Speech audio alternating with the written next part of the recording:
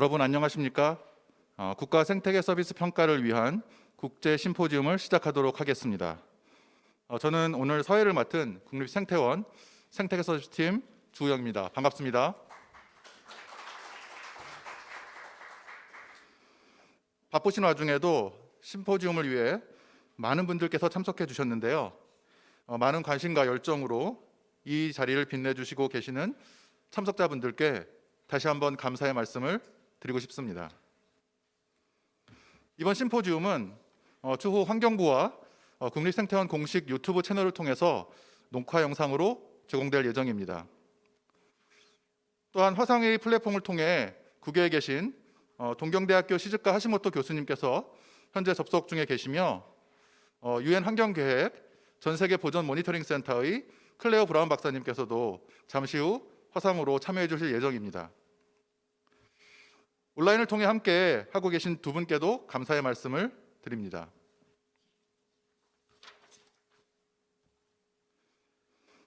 이번 국가 생태계 서비스 평가를 위한 국제 심포지움은 환경부가 주최하고 국립생태원이 주관하고 있습니다.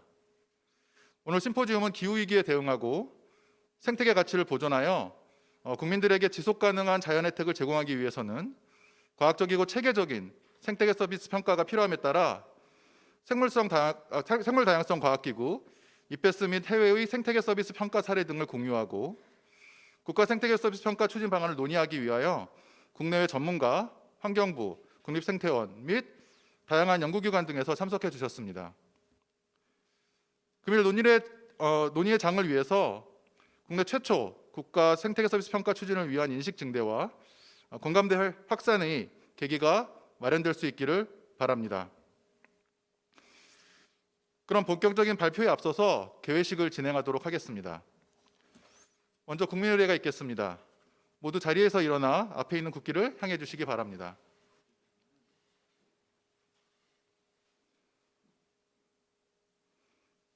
국기에 대하여 경례.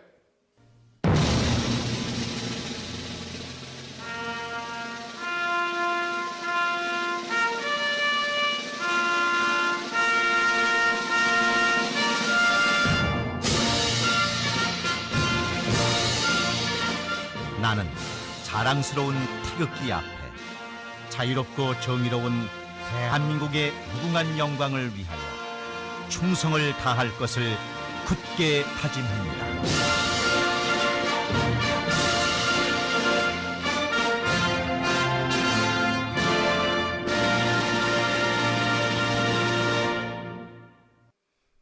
바로 모두 자리에 앉아주시기 바랍니다.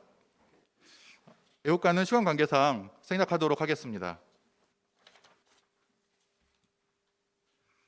잠시 심포지움 시작에 앞서 바쁘신 와중에도 오늘 이 뜻깊은 자리에 참석해 주신 내빈 여러분을 소개해 드리도록 하겠습니다. 소개받으신 내빈 여러분께서는 간단히 뒤쪽에 있는 카메라를 향해서 인사 부탁드리겠습니다.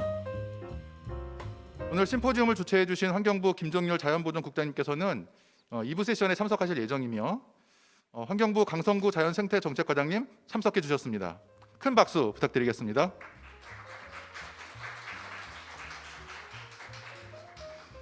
그리고 행사를 주관하고 있는 국립생태원 조도순 원장님께서 자리해 주셨습니다. 마찬가지로 큰 박수 부탁드리겠습니다.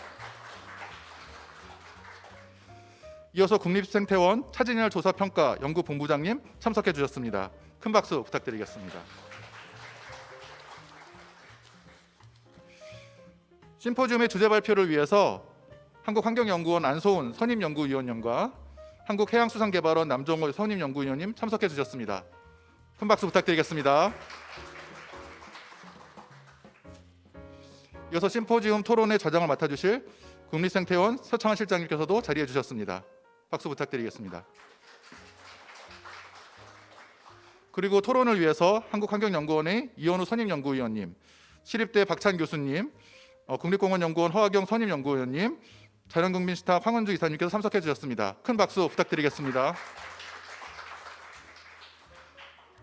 이렇듯 오늘 심포지움을 위해서 발걸음을 해주신 많은 분들과 또 온라인으로 지금 참여해 주시는 모든 분들께 감사의 말씀 부탁드립니다.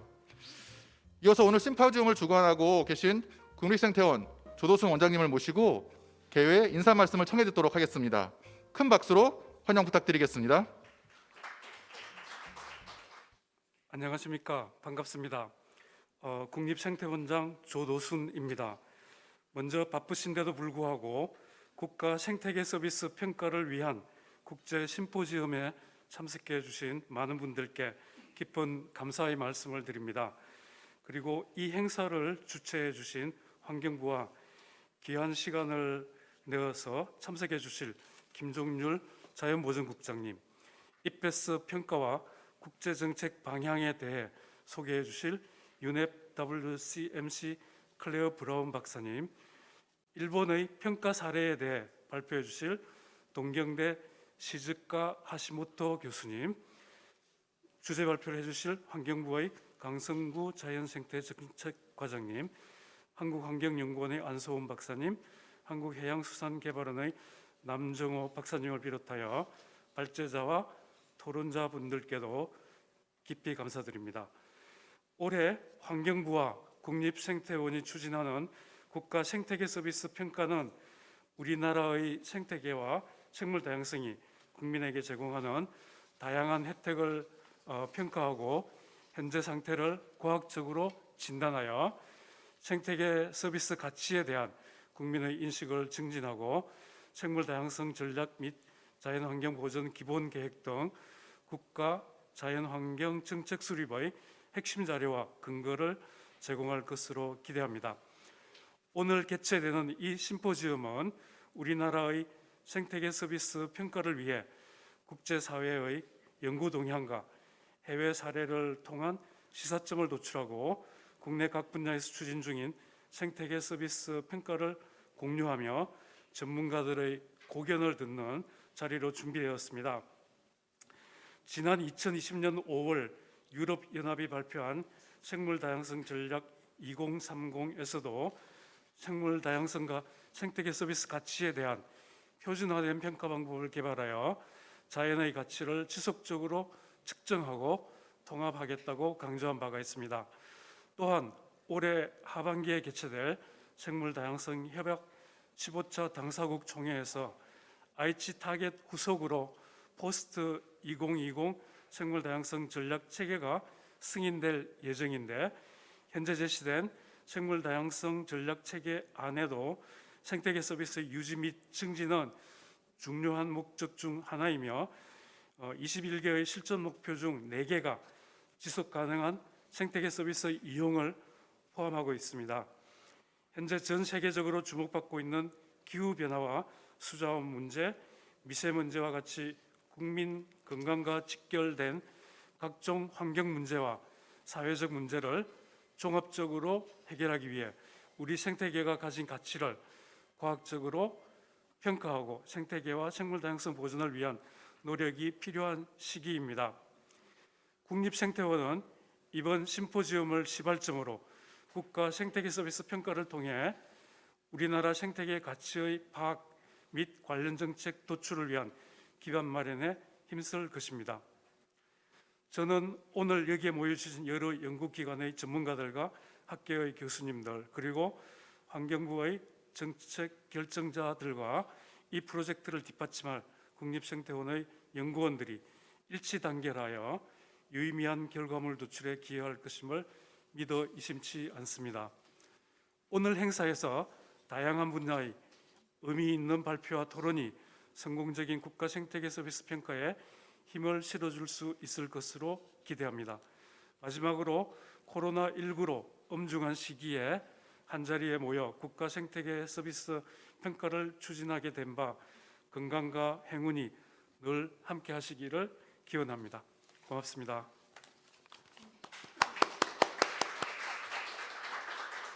네, 원장님 고맙습니다. 본격적으로 시작에 앞서 다시 한번 안내 드리자면 오늘 심포지엄은 한국어와 영어 2개 국어로 동시 통역을 진행하고 있습니다. 수신기를 이용하시면 사용 언어에 맞게 선택할 수 있고요. 한국어는 1번, 영어는 2번입니다. 또한 본 심포지엄은 추후 환경부와 국립생태원 공식 유튜브 채널을 통해서 녹화 영상으로 제공될 예정입니다. 온라인을 통해서 다시 보실 수 있습니다. 이제 본격적으로 국가 생태계 서비스 평가를 위한 국제 심포지움 주제 발표를 시작하도록 하겠습니다. 금일 심포지움은 네 분이 발제, 토론 이후에 잠시 휴식 시간을 가지고 그리고 두 분의 국외 발표, 질의응답 순서로 진행될 예정입니다. 시간 관계상 발표에 대한 질문은 토론 및 질의응답 시간에 받도록 하겠습니다. 발표자분들은 발표 이후에도 토론, 그다음 국외 발표, 질의응답까지 참여 부탁드리겠습니다. 오늘의 첫 번째 주제 발표는 금일 심포지움을 주최해 주신 환경부의 강성구 자연생태정책과장님께서 국가 생물다양성 생태계 서비스 정책에 대해 발표해 주겠습니다. 큰 박수로 환영 부탁드리겠습니다.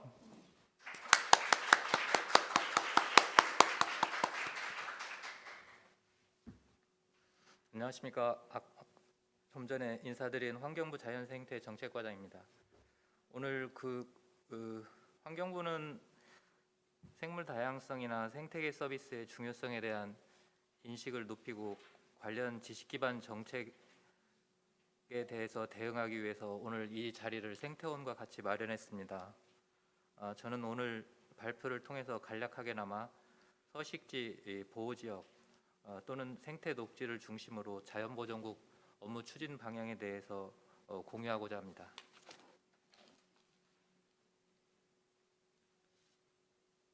발표 순서입니다.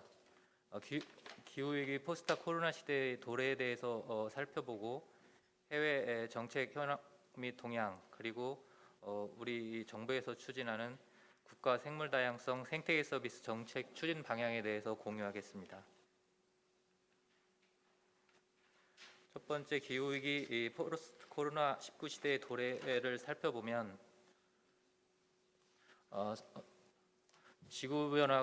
기후변화가 전 지구적으로 가속화되고 있습니다.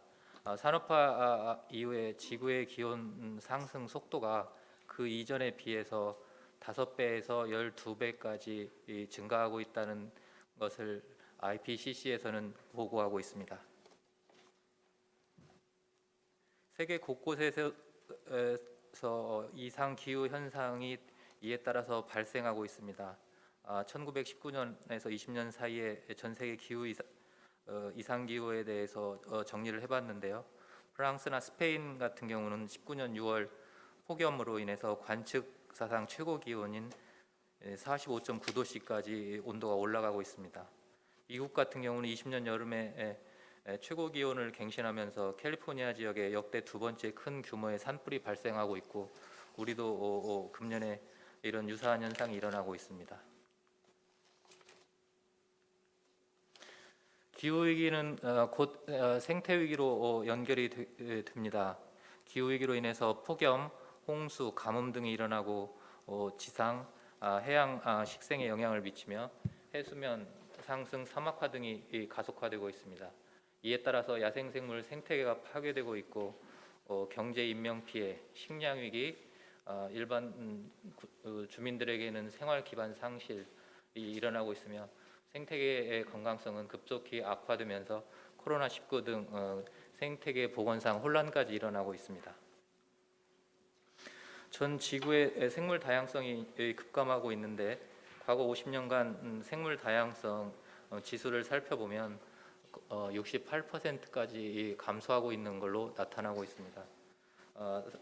또 다른 지수인 생물 다양성 온전 지수를 살펴보면 전 세계 평균이 약 79%로서 안전한 하한선으로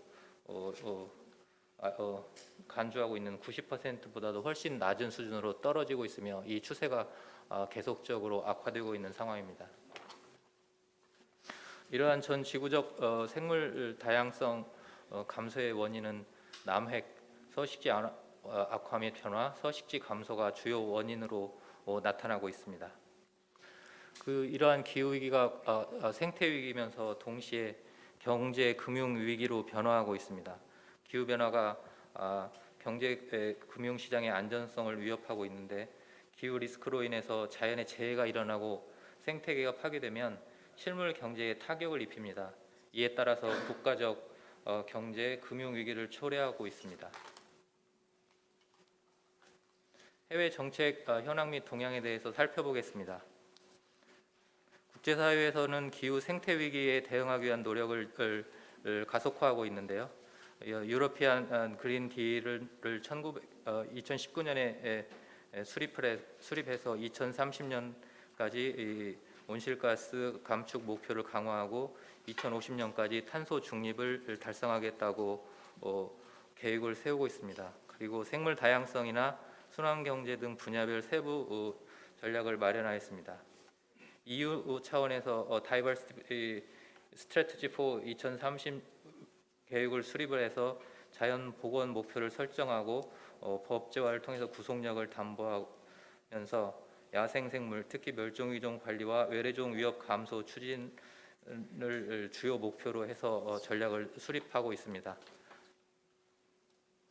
EU 그린들이나 생물 다양성 전략의 주요 내용을 살펴보면은 육지나 해상 면적의 30%를 보호 지역으로 확대해서 관리하겠다. 자연보전 목표를 설정하고 이를 법제화해서 구속력을 담보하겠다. 산림의 양적 증가와 건강성, 회복성을 개선하겠다. 외래종으로부터 위협받는 멸종 위기종의 수를 50% 감소시키겠다는 전략을 주요 내용으로 담고 있습니다. 이에 맞추어서 이와 유사한 맥락으로 CBD에서는 포스트 2020 GBF를 만들면서 자연과 조화로운 삶을 이루기 위해서 4가지 고울을 설정하고 있습니다. 생태계의 연결성 및 온전성을 증가시키고 멸종률을 감소시키며 유전적 다양성을 유지하겠다. 생태계 서비스 유지 및 강화, 공평하고 평등한 이익 공유, 그다음에 재정 수단 및 기타 이행 수단, 2050년 비전 달성에 필요한 수단 간의 격차 해소, 이러한 4개의 고울 아래 21개의 타겟을 2030년까지 설정을 해서 이를 강제하기 위한 수단에 대해서 고민하고 있습니다. 이와 유사한 맥락에서 IUCN이나 EU 등을 중심으로 자연 기반 해법이 부상하고 있고 사회 문제에 대한 명확한 설정, 생물 다양성의 증진, 그다음에 경제성 확인, 포용적 거버넌스 구축 등 원칙을 세워서 IUCN은 자연 기반 해법을 전 세계에 확산하려 시도하고 있고 우리 사회도 이에 맞추어서 자연 기반 해법의 전략을 환경부도 작년에 수립한 바 있습니다. 이 자연 기반 해법이라는 말이 이제 상식처럼 우리 자연 분야에서 환경부, 산림청, 해수부 등에서 사용되는 시대가 되었습니다. 주요 선진국에서도 생물 다양성에 관련한 주요 정책을 살펴보면 독일에서는 생태축 기반 생물 다양성 보전 및 서식지 연결 정책을 수립을 하고 자연 보전 실행 계획을 수립하고 있습니다. 일본에서는 생태계 서비스와 지역사회의 융합적 접근을 강화하려는 정책을 시도하고 있고요. 호주에서는 보호지역 확대와 체계적 관리, 생태 통로의 조성과 생물 서식처의 연결, 경제적 수단의 활성화 등에 대해서 고민하고 있습니다. 미국에서는 환경 교육의 강화, 생태 지역의 도입, 생태계 서비스의 의사결정 지원, 이러한 정책들을 수립하고 있는 것을 살펴볼 수 있습니다. 이제 환경부 자연보전국을 중심으로 국가 생물 다양성 생태계 서비스 정책 추진 방향에 대해서 설명드리겠습니다. 자연환경 정책은 영국의 다구타 교수가 생물 다양성의 경제학에서 설명한 바와 같이 잘 보이지가 않습니다. 자연은 그리고 말이 없을 뿐더러 그 있는 동식물들이 이동하고 있기 때문에 자연 정책은 결정하기도 어려울 뿐더러 단기간의 성과를 측정하기도 어려운 점이 있습니다. 따라서 여기에 모여 있는 우리 전문가분들과 우리 환경부 자연보전국을 중심으로 보다 심도 있고 깊이 있는 정책을 다루지 않으면 자연 정책이 자칫 가려지기 쉬운 그런 위치에 있다는 것을 알게 되었습니다. 자연 정책의 특징을 관련해서 국제사회는 생물 다양성의 감소를 가장 중요한 환경 문제 중 하나로 인식하고 있고 생물 서식지로서 생태 녹지의 보전, 복원 확대를 생물 다양성 전략의 핵심 과제로 추진 중입니다. 또한 기후위기 대응 및 탄소 중립을 위해서 자연 기반 해법이 주요 정책으로 활용을 해서 탄소 흡수원 확보의 중요성에 대해서도 강조하고 있습니다. 그리고 최근 동향을 살펴보면 생물 다양성 감소로 인한 경제 손실에 대해서 주목하면서 생물 다양성의 가치를 ESG나 국가 경제 지표로 관리하려는 시도가 국제적 이슈로 부상할 것으로 예상됩니다.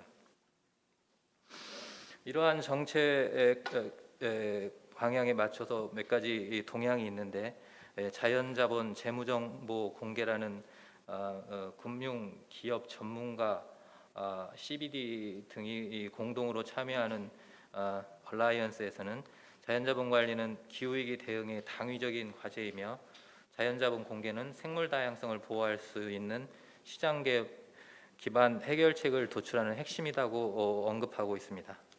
G20 지속가능한 재정 로드맵에서는 지속가능성 주제가 기후위기를 넘어 자연과 생물 다양성 관련 정보로 확장되는 것이 전 세계적인 관심사항이다. 월드뱅크에서는 NBS에 대한 투자에 대한 세계은행 고객들의 수요와 관심이 꾸준히 증가하고 있어서 규모나 비중이 크게 증가하고 있다는 것을 보고하고 있습니다. 국내 정책의 현 주소를 살펴보면 인구 감소, 도시 집중, 탈화석 연료 산업 전환 가속화, 코로나 이후 삶의 질, 환경 안전에 대한 중시 등 강화 추세가 나타나고 있고, 탄소 중립 실천을 위해서 체계적인 흡수원 관리, 산림이나 습지 등에 대한 관리 등을 위해서 관계기관 협업이 필요하다는 것을 인식하고 있습니다. 그리고 EU나 영국, 일본 등에서 국제사회는 생태계 서비스 결과를 정책 수립의 근거로 활용하고 있는 데 비해서 현재 우리나라는 생태계 서비스 가치에 대한 평가가 아직 시작 단계에 있다는 것을 알 수 있습니다.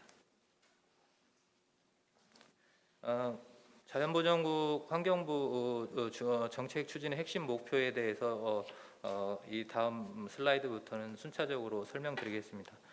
자연보전국은 환경부는 국토 생태 공간의 연결과 확충이라는 그런 그 키워드에 대해서 새롭게 인식하게 되었습니다. 우리들이 하는 일이 이 생태 공간을 연결하는 것, 그리고 그 생태 공간을 확충하는 것이라는 것을 명료하게 저희들은 밝히기 시작했고, 이러한 인식이 전문가 사회나 우리 국민들에게도 인식이 잘 되기를 바랍니다.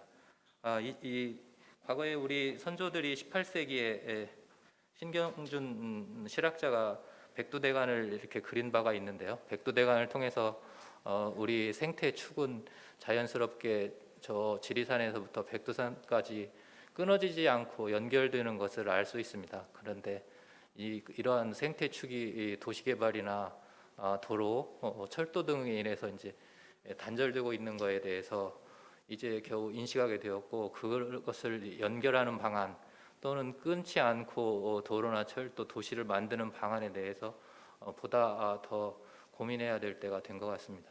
다행히 요즘 다행인지 분단 상황으로 인해서 DMZ가 동서를 연결하는 백두대간에 버금가는 생태축으로 지금 남아있는 상황입니다. 이 DMZ 보호를 통해서 동서 간 생태축이 끊어지지 않도록 관리하는 것을 자연국에서는 핵심 아젠다 중에 하나로 생각하고 있습니다.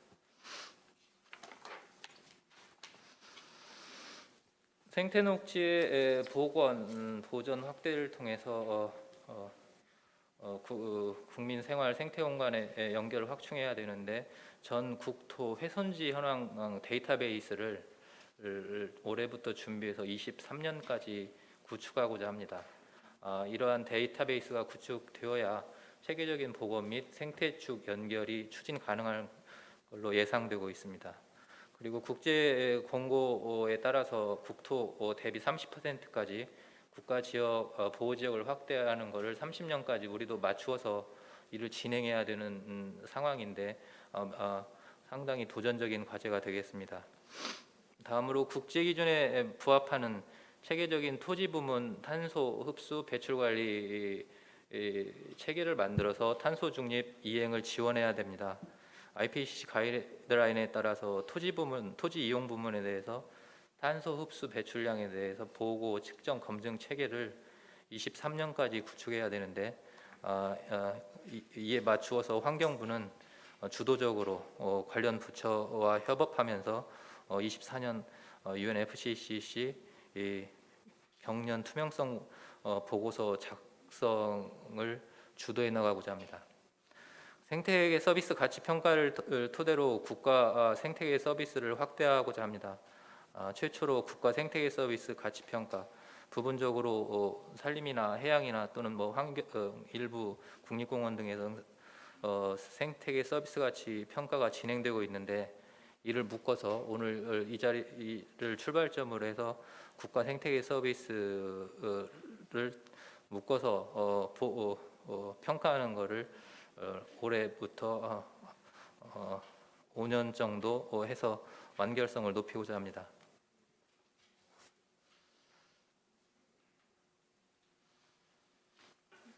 관련해서 그 생태 녹지 복원 관련해서는 지난 작년하고 올해 초까지 이 자연환경 보전법을 개정한 바가 있습니다. 그 법 개정 내용에 따라서 훼손지를 분석하고 복원 대상을 선정하고 사업 추진한 후에 사후 관리를 하는 자연환경 복원 체계가 마련되었습니다. 이에 따라서 자연환경 복원 체계가 앞으로 과학적으로 그리고 체계적으로 진행하고자 합니다. 다음 중요한 과제 중에 하나인데 저희들 지난 국정과제로 자연자원 총량제라는 걸 제시한 바 있는데 자연자원이 전체적으로 늘어나고 있는지 줄어들고 있는지 유지되고 있는지에 대해서 부분적으로 개인적으로 느끼는 바나 부분 사업에 대해서는 자료가 있지만 국가 전체적으로 우리 생태녹지를 중심으로 자연 자본 또는 국토환경 관리가 어떻게 일어나는지에 대해서 연간 단위로 이를 매핑하고 보고서 형태로 만들어서 국민들 또는 정책 결정자 또는 국가 타부처에서 생태 녹지의 변화에 대해서 민감하게 알고 반응할 수 있도록 자연 분야에서 이를 끌고 나가고자 하는 정책 방향을 가지고 있습니다. 보호지역 확대를 2030년까지 30%를 맞추려면 내년 1.56%씩 보호지역을 확대해야 되는데 이게 실질적으로는 어렵습니다. 지금 17%까지 20년 IH 타겟을 가까스로 맞춘 상태에서 그 의욕적으로 맞추는 것에 대해서 의식의 전환이 필요하다고 보겠습니다. 그 기존의 보호지역 방식이 아니라 실질적으로 동식물 또는 서식지가 보호되는 지역을 발굴해서 이를 체계화하는 방식으로 접근하지 않으면 이런 국제 기준에 맞출 수 없기 때문에 그 IUCN 등에서 제안하고 있는 준 보호지역 개념을 체계화하고 제도화해서 실질적으로 보호받는 동식물 서식지가 보호받는 지역을 보호지역으로 관리하는 정책을 추진해 나가고자 합니다. 그다음에 자연공원 같은 경우 굉장히 가장 중요한 보호지역 중에 하나인데요. 국립공원을 기존에 이제 산악 중심으로 또는 일부 해양공원 중심으로 되어 있던 것을 유형을 좀 확대해서 하천이라든가 자연숲, 습지, 갯벌 등으로 또는 다른 유형으로 추가 확대하는 방안에 대해서도 자연공원 확대 방안에 대해서 검토하도록 하겠습니다. 그러니까 환경표에서 보고드린 바와 같이 DMZ 접견 지역 보전 관리 강화를 통해서 생물 다양성 보고로 관리를 하고 동서 생태축을 연결하고 이게 백두대간과 교차하면서 우리나라 동식물들이 한쪽이라도 남아 있으면 전국토로 같이 삶의 공간을 확장할 수 있도록 정부에서 집중적으로 추진 관리하고자 합니다. 온실가스 토지 이용 부문 관리 체계의 기반을 만들기 위해서 그 통계 관리 체계 또는 그 종합 로드맵을 오늘 참석하신 박찬 교수님이 진행 중이신데 이 사업도 적극적으로 추진하도록 하겠습니다.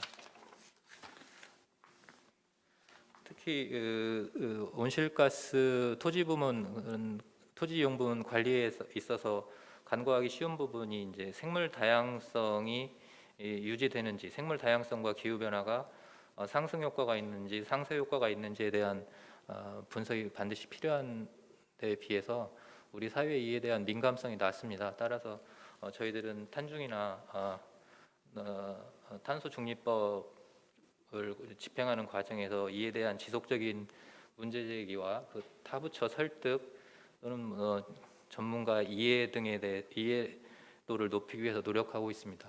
오늘 세미나도 그 한 계기가 되어서 또는 참석하신 분이나 나중에 유튜브를 시청하시는 우리 전문가분들께서도 온실가스 토지이용 부문 관리를 위해서 그 생물 다양성이 손실되지 않도록 생물 다양성이 증가하는 방향에서 온실가스 토지 부문 정책이 수립되도록 적극적인 관심과 지원이 있으시기를 당부드리겠습니다.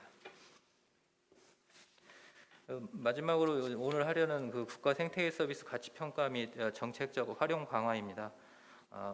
전 국토의 생태계 서비스 가치 평가를 올해 시도하고 계속 고도화 나갈 텐데요. 국가 평가, 대륙 평가, 전 지구 평가로 이렇게 나누어 있습니다. 저희들 국가 평가를 하고 장기적으로는 대륙 평가나 지구 평가에도 우리 생태원이 중심이 돼서 아시아 지역, 아시아 대륙 평가에 참여를 했으면 좋겠다는 생각입니다. 그 생태계 서비스를 정책에 활용하는 중요한 그 사례 중에 하나를 예시해서 드렸는데요. 현재 그 생태 면적을 일부 훼손되는 경우, 일정 규모 이상 훼손되는 경우 생태계 보전 부담금을 부과해서 이를 생태계 보전에 활용하는 정책이 이 자연환경 보전법에 담겨서 시행되고 있습니다. 작년 올해 초에 법 시행령 개정을 통해서 여기에 이제 용도 지역 이외에 생태자연도 등급별 훼손을 반영하는 일을 추진하였고 올해는 이 일을 할 때 그 면적당 단가가 있습니다. 그 훼손 면적에 대한 부담금 단가가 있는데 이 단가가 수백 원 수준으로 산림 쪽 뭐 수만 원에 비해서 턱없이 낮은 상황입니다. 그런데 이런 걸 개정하기 위해서는 근거가 필요한데 생태계 서비스 평가한 결과를 활용을 해서 이런 단가를 상당 부분 높여서 생태계 훼손을 억제하고 동시에 훼손된 억제 부담금에 수령한 거에 대해서는 복원하는 데 활용할 수 있도록 바로 쓰이게 됩니다. 따라서 생태계 서비스 가치 평가에 뭐 어떻게 보면 첫 번째 활용되는 사례가 될 수도 있겠다는 생각입니다. 그리고 생태계 서비스 지불제 같은 경우도 지난번에 철원의 두루미가 상당 부분 안정적으로 정착하는 것을 확인할 수 있었는데요. 그 지불제를 통해서 이런 일이 가능합니다. 따라서 이런 부분도 생태계 서비스 지불제를 확대하는 데도 이러한 가치 평가 결과가 활용될 수 있을 것 같습니다.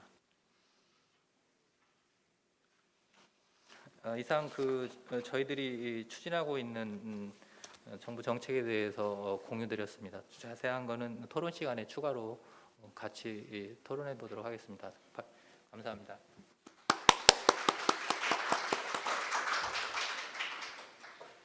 네, 환경부 강성구 자연생태정책과장님께서 국외에 있는 생물 다양성과 생태계 서비스 정책 동향과 더불어서 국내에서 앞으로 미래에 추진하고자 하는 자연환경 정책에 대해서 자세히 설명해 주셨습니다. 그럼 이어서 두 번째 발표는 국가 생태계 서비스 평가 체계에 대해서 제가 발표를 하도록 하겠습니다.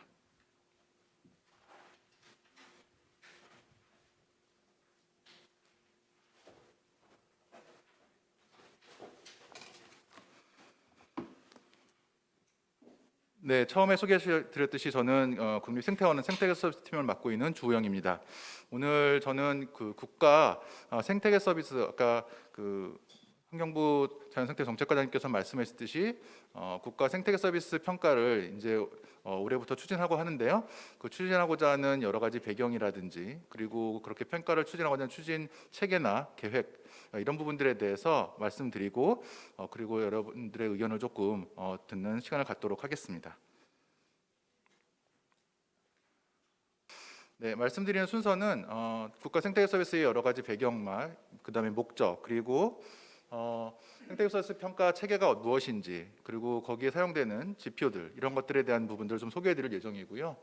그리고 국가 생태계 서비스 평가를 추진하고자 하는 여러 가지 추진 계획이나 절차 부분들 그리고 그럼 누가 평가를 할 것인가에 대한 부분들 그래서 추진단에 대한 내용들 그리고 그럼 생태계 서비스 평가를 만약에 했을 결과들을 어떻게 정책에 활용할지 이런 것들에 대해서 말씀드리도록 하겠습니다.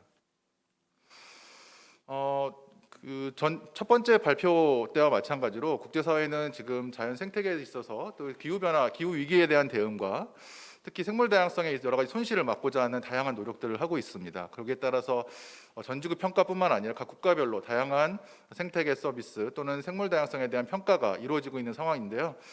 저희 나라도 그와 대응하고 또 거기에 기준에 전 세계적인 기준에 맞추기 위해서 2019년도 생물 다양성 법에 생태계 서비스에 대한 부분들에 있어서 용어와 그 다음에 여러 가지 평가 그리고 생태계 서비스 지불제 등 다양한 부분들이 법 체계화는 되었습니다.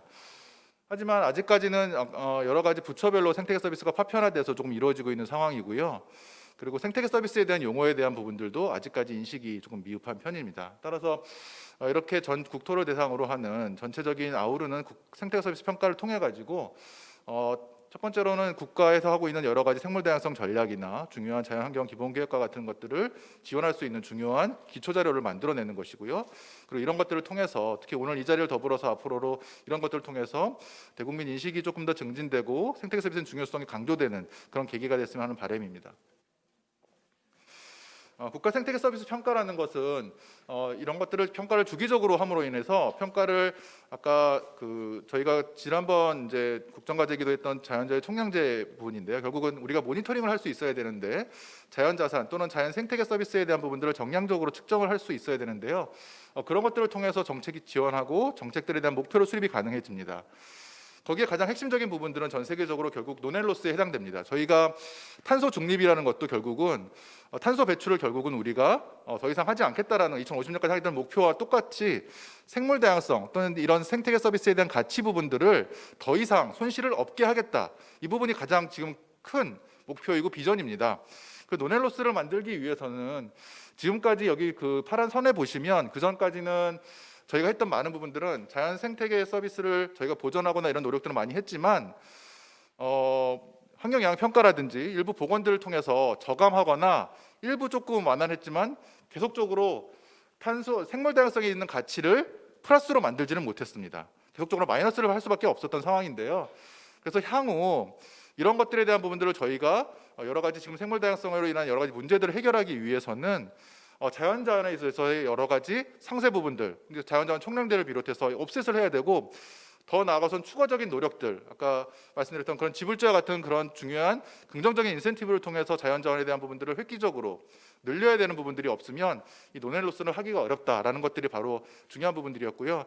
이것을 뒷받침하기 위해서는 그전에는 저희가 이런 환경영향평가나 보건들은 생물다양성 조사나 평가를 기반했다면 앞으로 이런 것들에 대한 자연자원 상세 옵셋을 하거나 아니면 지불제를 하기 위해서는 생태계 서비스 평가를 기반으로 하지 않으면 안 된다라는 부분들이 있기 때문에 거기에 있어서 중요한 어떤 기조 또는 패러다임의 변화가 필요하다라는 부분들이 국가 생태계 서비스 평가의 중요한 부분이라고 말씀드릴 수 있을 것 같습니다. 2005년도에 새천년 생태계 평가 보고서가 나와서 그때 처음으로 생태계 서비스에 대한 부분들이 전 세계적으로 확산되는 계기가 됐던 것이 사실입니다.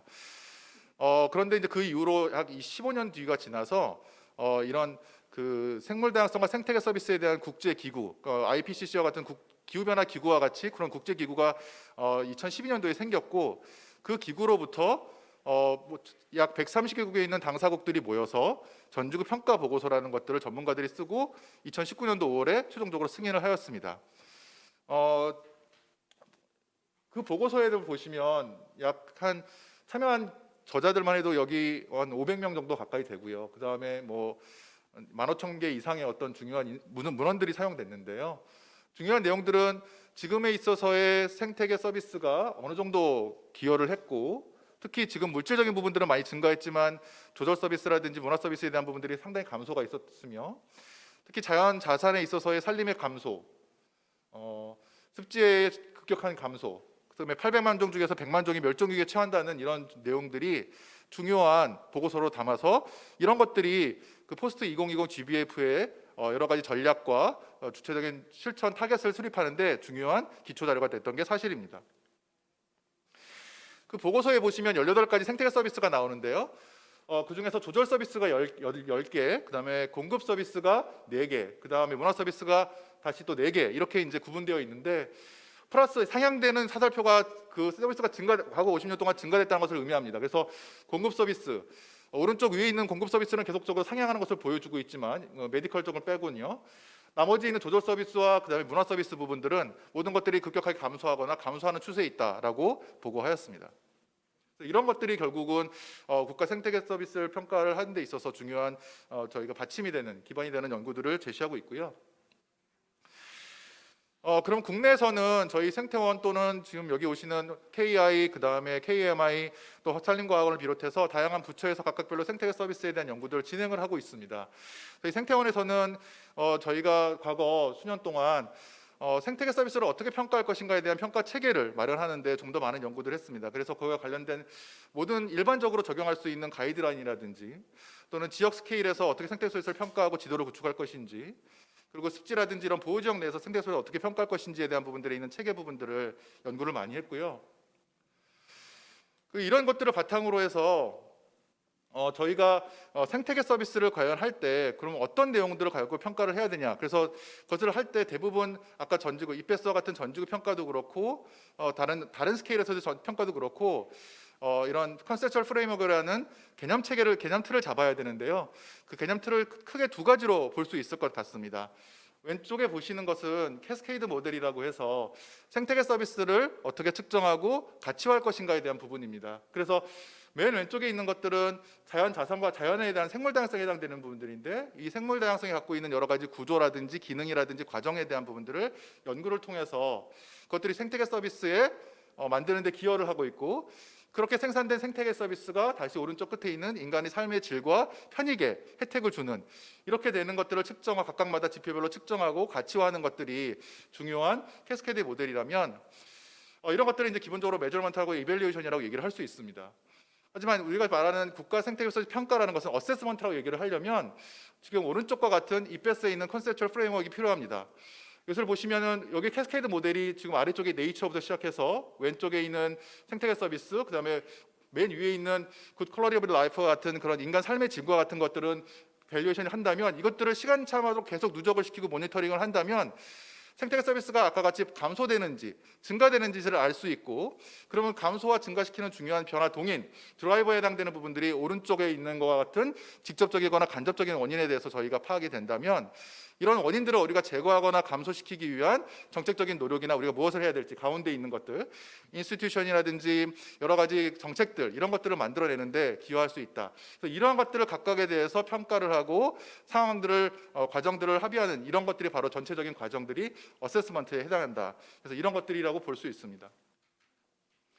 그래서 저희가 제안하는 국가 생태계 서비스 평가 틀은 기본적으로 그런 이페스에 있는 평가 체계를 그대로 가져오되, 기본적으로 자연 생태계, 생물 다양성의 분야와 그리고 사회 경제적인 분야로 나눠서 봤을 때 그쪽에서 우리가 각각에 대한 부분들을 어떻게 서로 연결시킬 것인가를 핵심적인 개념 체계로 잡았습니다. 그래서 첫 번째에서는 저희가 처음에 말했던 메저먼트와 이밸류에이션에 해당하는 부분들, 자연으로부터 오는 생태계 서비스가 어떻게 연결되는지, 그것들이 되는지에 대한 것들을 측정하고 가치화하는 부분들이 중요한 내용이라면, 두 번째 단계로서는 그런 것들에 대한 누적을 통해서 생태계 서비스 변화라든지 이런 것들을 통해서 원인들을 파악해서 정책을 제안하는 그 다음 단계로 넘어가는 과정들을 담고 있을 것 같습니다. 그래서 거기 평가에 있는 주요 내용, 이런 체계에 되어 있는 내용들을 저희가 평가에 있는 구성으로 하게 되면 생태계가 있는 지금 현황이 어떠인지, 그리고 그런 생태계로부터 오는 혜택은 과연 얼마이고, 그런 것들에 있는 것들이 과연 어떻게 되고 있고, 그런 것들이 좀 문제가 없는지, 계속 감소하고 있는지에 대한 부분을 파악하고, 거기에 따른 여러 가지 직접적인 원인들, 그리고 거기에 따른 여러 가지 혜택 부분들, 그리고 거기에 따른 우리가 간접적으로 우리가 어떤 행위들, 지속 가능한 소비라든지 생산 부분들 이런 것들을 파악해서 지금 하고자 있는 정책을 제안할 때 어떻게 해야 될지에 대한 부분들을 제안하는 내용을 담을 수 있을 것으로 보여집니다. 더 나아가서는 마지막에 있는 이렇게 됐을 경우에 생태계 서비스가 앞으로 어떻게 될 것인지 미래에 대한 예측 부분도 담아서 전망할 수 있는 것까지도 가능하리라 생각됩니다. 이런 것들을 평가하기 위해서는 가장 많이 사용하는 것이 지금 많은 여러 가지 통계 자료 또는 뭐 모델링 방법론 다양한 것들이 많지만 그런 것들을 통해서 우리가 지표화를 시켜서 지표를 가지고 평가를 하게 됩니다. 그래서 결국은 지표를 어떻게 우리가 목록화하고 그런 것들에 대한 부분들을 어떻게 평가하는 것들을 발견하는 것이 상당히 중요한 부분인데요. 그래서 저희가 2014년부터 시작해서 16년도까지 전 세계에 있는 그런 생태계 서비스 평가에 대한 지표들을 풀을 모으고 그리고 17년도에 그런 시범 평가를 통해서 국내 적용 가능한 지표를 도출하고 최근에는 그런 것들에 대한 지표에 대해서 전문가분들한테 의견을 물어서 어떤 지표가 중요한지에 대한 부분들을 파악을 했습니다. 그래서 저희가 전 세계에 있는 지표들에 대해서 우리가 적용에 가능한 한 25개 정도 되는 또는 저희가 총 부여해 본 것들은 한 55개 되는 지표들인데요. 각각에 있는 중요한 15개 항목과 25개 있는 지표들마다 이페스를 포함해서 유럽이라든지 또 일본 또는 영국과 같은 데서 평가하는 지표들과 어떻게 되는지 비교를 했고 그걸 통해서 저희가 아까 말씀드렸듯이 전문가분들한테 우리나라에 그럼 적용 가능하고 우선순위가 높은 지표들이 무엇인지를 물어봤습니다. 그랬을 경우에 가장 중요한 것들은 공급 조절 문화 지지 서비스 중에서 조절 서비스가 가장 높은 우선순위에 있다라고 보고 있고 그 다음에는 문화 서비스, 그 다음에 지지 서비스, 마지막으로 공급 서비스의 우선순위로 나왔고요. 각각에 있는 주요 항목들로서는 대기질과 기후질이 가장 높은 것으로 나왔고 수질과 자연재해, 지조 조절 서비스 있는 모든 항목들이 가장 높은 가중치로 나왔으며 그 다음에 문화 서비스와 지지 서비스, 마지막에 있는 공급 중에서도 물 부분이 중요한 것으로 나타났습니다. 또한 이것들을 저희가 생태계 유형별로 각각에 있는 생태계 서비스들을 어떤 그러면 생태계 유형별로 어떤 생태계 서비스를 지표로 평가할 것인가에 대해 봤을 때 산림이 가장 높은 우선순위를 가지고 있고 거의 모든 공급조절 문화 지지 서비스를 포함하는 것이 사실이지만 습지에서도 상당히 높은 우선순위가 있고 농업에서도 공급 분야에서 상당히 중요한 우선순위가 있으며 해양에서도 특히 공급과 그다음에 기본적으로 지지 서비스에 상당히 높은 우선순위가 있는 것으로 나타났습니다. 그리고 그 두 번째 단계에 있어서 저희가 이런 것들에 대한 변화를 파악한다면 중요한 원인들, 이페스에서 제시하는 5가지 원인이 있는데요. 그 5가지 원인이 기후변화, 친일 외래종, 그다음에 오염, 토지이용 변화, 그다음에 남용에 대한 부분들입니다. 이 각각에 대해서 중요한 지표들마다 생태계 서비스가 어떻게 변하는지를 상관관계를 보고 그런 것들을 저희가 자연자원 부분들을 어떻게 회복하거나 복구하면 이런 것들을 줄이기 위해서 이런 것들을 제거하거나 조절하면 생태계 서비스가 어떻게 회복될지에 대한 부분들이 파악될 거로 보여집니다. 그런 것을 통해서 우리가 이런 노력들이 바로 정책적으로 할 수 있는 노력들이라고 보여집니다.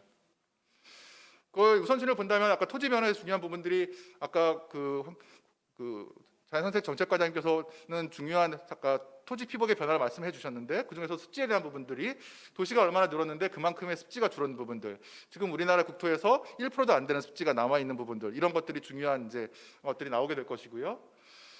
그럼으로 인해서 결국은 이런 온실가스의 우리의 중요한 부분들에 있어서 변화들을 우리가 볼 수 있는데 지금 이것은 국가 온실가스 인벤토리에 있는 결과들을 봤을 때 90년도부터 우리가 계속적으로 산림 같은 경우에 있어서는 상당히 많이 증가해 왔지만 최근 10년 동안에 감소하고 있는 추세입니다. 산림 면적의 감소와 인목 축적의 감소로 인해서 계속 산림 흡수량이 온실가스 흡수량이 줄고 있습니다.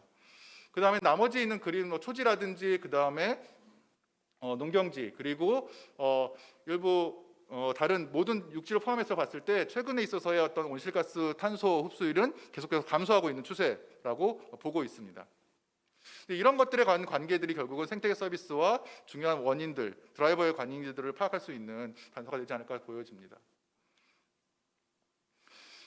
이페스와 영국에서는 약 3년에서 4년 정도 걸려서 생태계에 대한 평가 보고서를 발간한 바 있습니다.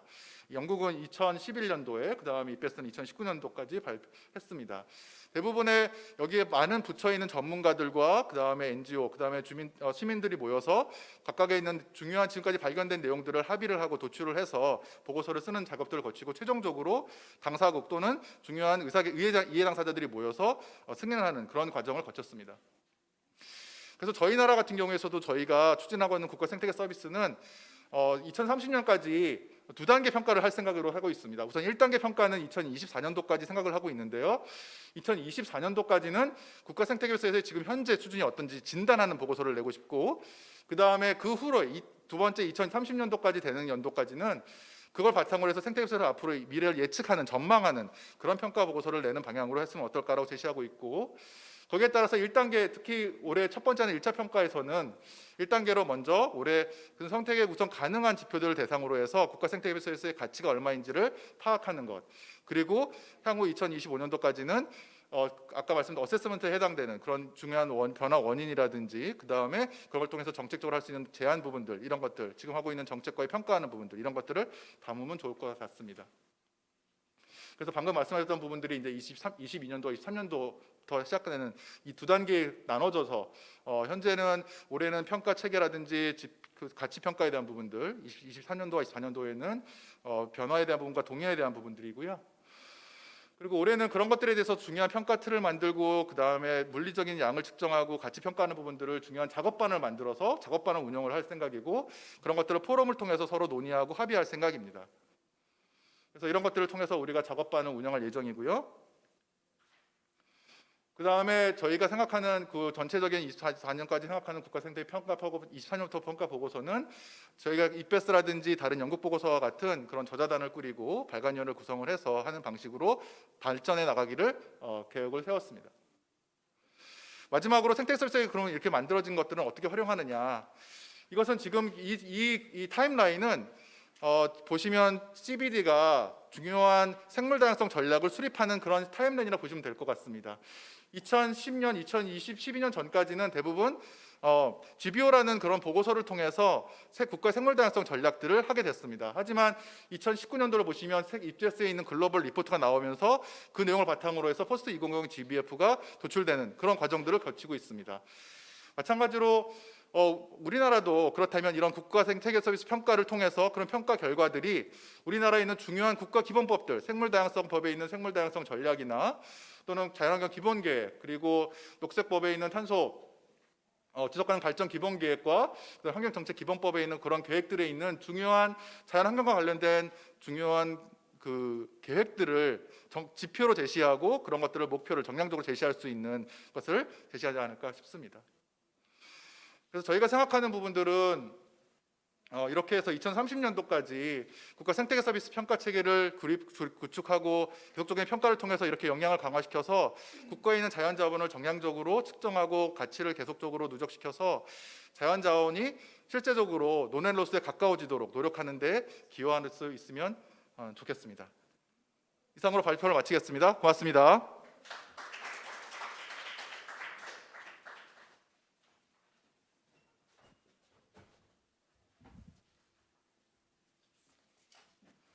네, 그러면 계속 이어서 세 번째 발표를 하도록 하겠습니다.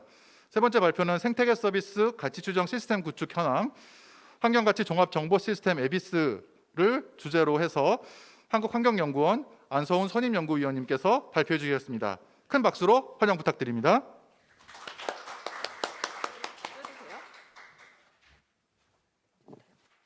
네, 감사합니다. 반갑습니다. KI 안소은입니다. 초대해 주셔서 너무 감사하고요. 오늘 그 프로그램 구성이 참 좋은 것 같아요. 첫 발제에서 저희 전체적인 환경부의 정책 방향을 들었고, 두 번째 발제에서 생태계 서비스의 물리적 평가를 어떻게 할 것인가라는 것을 들었다면, 제 발표는 아마 그 뒷단에 물리적 영향 평가를 기반으로 해서 화폐화를 어떻게 할 것인가에 관한 내용입니다. 오늘 제가 말씀드릴 내용들인데요. 일단 저희가 그 생태계 서비스의 가치 추정과 관련돼서 오늘 말씀을 드리긴 할 건데, 주로 저희 KI에서 지난 한 10년 동안 구축해온 시스템 위주로 좀 집중해서 말씀을 좀 드리도록 하겠습니다. 그래서 저희가 그 KI에서 구축하고 있는 시스템이 환경가치 종합정보 시스템이라는 건데요. 그래서 그거를 기본으로 해서 환경가치 단위가치 DB하고, 그다음에 우리가 정책 평가를 하기 위해서 사용할 수 있는 툴킷, 위주로 좀 설명을 드릴 거고요. 그리고 이러한 가치 추정을 우리가 왜 하는지, 그리고 의사결정 지원을 위해서 우리가 어떻게 활용될 수 있을지, 이런 걸 좀 중심으로 말씀드리면서 마무리를 하고자 합니다. 서론인데요. 다 아시다시피 인간의 여러 가지 경제 활동으로 인해서 환경에 다양한 영향을 미치게 되는데요. 그런 좀 포괄적인 영향 평가를 위해서는 기본적으로 그 영향의 확인 및 구체적 영향 범위가 어떻게 될 건가를 먼저 좀 잘 살펴봐야 됩니다. 영향 범위라고 함은 시간적이나 공간적, 그리고 특히 누구에게 어떤 영향을 미칠 건가라는 게 굉장히 중요한데요. 그걸 기반으로 이제 가치 추정을 하게 됩니다. 그래서 우리가 합리적인 정책 또는 사업 평가를 하기 위해서는 경로 분석에 근거한 종합적 분석이 필요한데, 경로 분석이라고 함은 지금 말씀드린 것처럼 어떤 정책이나 개발로 인해서 환경에 어떤 영향을 미치는지, 그리고 그 영향이 환경 서비스와 편익으로는 어떻게 이행이 되는지, 그리고 그거를 화폐화는 어떻게 할 것인지, 이런 일련의 영향의 흐름을 얘기를 합니다. 잘 아시다시피 생태계 서비스뿐만 아니라 환경 서비스는 시장에서 거래되지 않습니다. 그래서 화폐 가치를 측정하기 어렵고요. 그래서 가용한 정보가 체계적으로 좀 정리되어 있지 않은 상황이었습니다. 특히 우리가 정책 사업 평가, 타당성 평가에 주로 활용되는 비용 편익 분석을 예로 들면, 화폐 가치로 표현되지 않는 영향은 그 중요도에 상관이 없이 평가에 반영되지 않고 가치가 없는 것으로 간주되는 경우가 대부분입니다. 화폐화로 될 수 없다고 해서 중요하지 않은 것도 아니고, 그렇기 때문에 이게 이제 항상 전문가들이 얘기하는 이슈가 됐었는데요. 따라서 이런 배경 아래에 KI가 2009년도에 연구를 좀 시작을 했습니다. 그때는 도대체 국내에 환경가치 선행 연구들이 어떤 것들이 있는지, 그리고 어떤 결과들이 있었는지, 이런 것들을 좀 잘 모아서 요약하고 온라인 DB화하는 작업으로부터 시작을 했습니다. 2009년도에서 2011년도 3년간에 걸친 작업이었고요. 그래서 이제 시작을 했습니다. 자, 그래서 이제 2011년도에 저희가 그 DB를 처음 오픈을 했습니다. 그래서 EBIS 구축 연역을 보시면 거기 EBIS 1.0이라고 되어 있는데, 그때는 선행연구 연구 결과를 요약해서 DB화한 그런 이제 시절이 있었을 거고요. 그다음에 저희가 요 DB를 근거로 해서 2016년에 좀 연구 사업을 좀 확장을 했습니다. 왜냐하면 우리가 그 뒷단에 환경 가치만을 가지고서는 정책 평가하기에는 약간 한계점이 있습니다. 왜냐하면 앞에 말씀드린 것처럼 우리가 정책이나 사업으로 인한 물리적 영향 평가가 먼저 선행이 되어야, 그거를 기반으로 우리가 화폐화를 해야 조금 더 합리적이고 과학적인 측정이 될 수 있을 텐데, 그게 사실 연계되지 못한 부분이 있었어요. 그래서 2016년도에 저희가 과제를 이제 만들어서 이제 시작을 했고요. 제목은 환경경제 통합 분석을 위한 환경가치 종합 연구입니다. 그래서 2016년도에 시작을 해서 올해가 7년 차고 내년도에 사업이 마무리됩니다. 그래서 2018년도에 저희가 그동안 만들었던 DB를 업데이트해서 다시 개편을 해서 2.0을 런칭을 다시 했고요. 그때 주요 이제 개선 사항이 좀 분류 체계를 좀 손을 다시 받고, 그 다음에 이제 필요하신 정보들을 이렇게 선택을 하시고 그걸 일괄적으로 엑셀 파일로 다운로드 받으실 수 있도록 그렇게 기능을 추가를 했습니다. 2019년도부터는 본격적으로 그 통합 분석을 위한 툴킷을 구축을 시작을 했는데요. 2019년도에 탄소흡수 저장 서비스, 그리고 20년도에 대기오염 건강영향 통합 분석 툴킷, 21년도에 화학물질 건강영향 통합 분석 툴킷으로 있습니다. 보시다시피 저희 시스템은 생태계 서비스뿐만 아니라 건강을 포괄하는 그런 시스템이 되겠습니다. 이게 저희 메인 화면입니다. 오늘 이제 시간 관계상 제가 시연을 보여드리긴 좀 어려울 것 같은데요. 여기 그 주소에 들어가시면 메인 화면에 이제 메뉴에 보면 환경가치 DB가 있고, 좀 전에 말씀드린 통합분석 툴킷 메뉴를 두 가지를 보실 수 있을 것 같은데요. 오늘 환경가치 DB와 통합분석 툴킷에 대해서 말씀드리겠습니다. 먼저 환경가치 DB입니다. 오른쪽에 보시면 그 설명이 좀 되어 있는데요. 국내 선행 연구에서 제시된 환경 서비스 단위 가치 또는 비용 관련된 정보를 체계적으로 요약 정리해서 제공하고 있다. 환경 단위 가치 DV 최신 정보 제공을 위한 업데이트를 지속적으로 수행하고 있다. 이렇게 말씀드릴 수가 있을 것 같고요. 2018년도에 개편된 EBIS 2.0은 환경경제 통합 분석 틀과 단위 가치 DV의 구조적인 호환성을 고려해서 분류 체계를 좀 수정한 바 있습니다. 좀 나머지 거는 좀 전에 말씀드린 바가 있고요. 그래서 이제 환경 단위 가치 DB를 이제 그 서브로 들어가시면 이런 이제 화면을 보실 수 있고, 다음은 한번 예시로 이제 아까도 말씀드렸다시피 필요하신 정보를 선택을 하시면 이런 엑셀 파일 형태로 다운로드 받으셔서 추가적인 분석을 직접 수행하실 수 있도록 그렇게 기능을 계산을 했었습니다. 환경제 통합 분석 툴킷입니다. 환경제 통합 분석 툴킷은 모두에 말씀드렸다시피 경로 분석을 토대로 해서 물리적 영향 평가와 가치 추정을 연계한 시스템인데요. 결론적으로는 의사결정 지원을 하기 위한 평가 도구에 해당이 됩니다. 2016년 이후에 저희가 이런 툴킷을 만들려면 컨텐츠를 일단 만들어야 되는데요. 그래서 다양한 사례 연구들을 진행한 바 있고, 본격적인 툴킷은 2019년부터 시작을 했습니다. 저희가 수용체 중심으로 작업을 하기 때문에 이제 수용체를 두 개로 나눠서 생각을 하는데, 하나는 생태계 또는 생태계 서비스와 건강 부분이 되겠습니다. 툴킷은 그 분석 절차를 3단계로 정형화해서 저희가 만들고 있는데요. 첫 번째는 분석 범위 설정, 두 번째는 환경 영향 정량화, 세 번째는 가치 추정입니다. 또한 사용자로 하여금 분석 범위, 공간적 또는 시간적 입력 개수 이런 것들을 선택하실 수 있도록 해서 본인이 원하시는 분석 목적에 조금 융통성 있게 적합한 결과를 도출하실 수 있도록 지금 시스템을 만들고 있습니다. 그래서 생태계 서비스 부분만 조금 떼서 말씀을 드리도록 하겠습니다. 아까도 말씀드렸다시피 수용체 기준으로 생태계, 건강 이런 쪽으로 이제 구분이 돼 있다 말씀을 드렸는데, 생태계 부분은 8개 생태계 유형 그리고 19개 생태계 서비스 분류 체계로 구성이 되어 있는데요. 저희가 2018년도에 분류 체계를 개편할 때는 새천년 생태계 평가, MA나 EPS의 분류 체계를 많이 검토를 해서 많이 반영을 한 부분이 있습니다. 그리고 이제 그림을 보시면 전체 지금 작년 10월 15일 기준으로 저희가 집계를 하면 생태계 부분이 315편의 연구가 지금 수록이 돼 있고요. 그 다음에 유무형 자산, 건강 이런 쪽으로 순서를 보실 수 있을 것 같습니다.